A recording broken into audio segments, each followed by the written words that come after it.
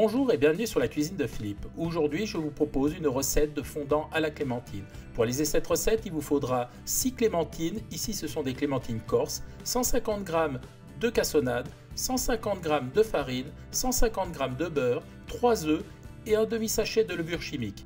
Première étape, on s'occupe des clémentines. Alors, je vais prélever le zeste de 3 clémentines.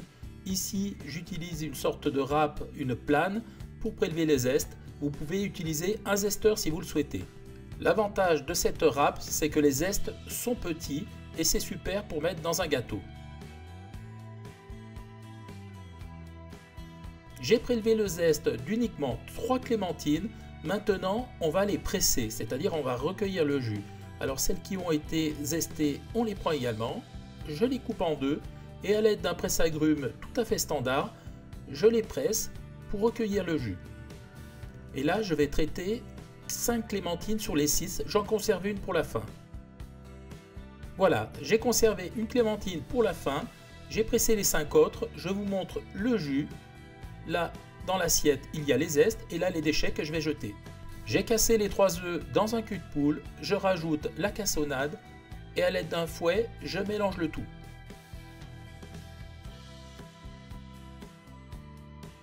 À présent, je rajoute les zestes.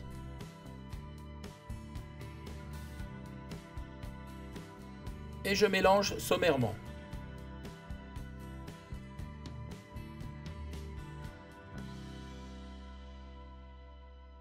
Je rajoute la levure chimique et je fouette à nouveau.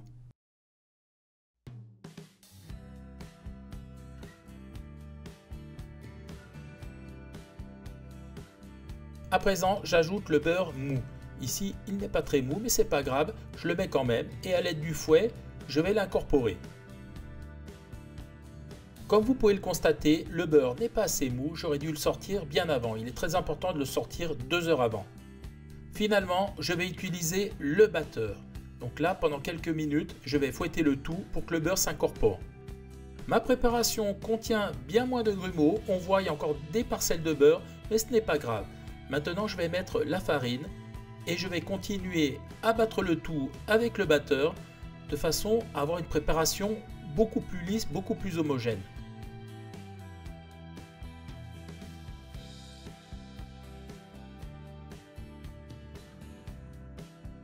À ce stade, ma pâte est épaisse. Je mets la moitié du jus de clémentine et à l'aide du batteur, je vais fouetter le tout.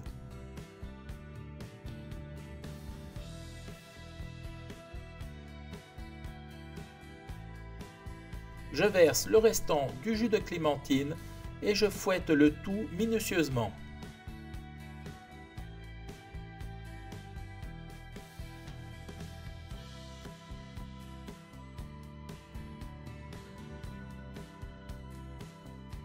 Voilà, la pâte est prête, on va passer à la mise en moule.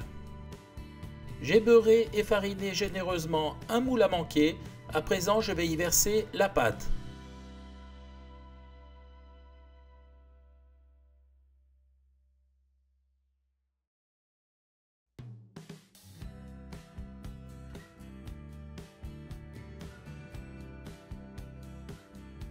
Je tapote pour lisser la surface. Maintenant, ça part en cuisson four thermostat 180 pendant 30 minutes. Durant la cuisson, j'en profite pour presser la dernière mandarine.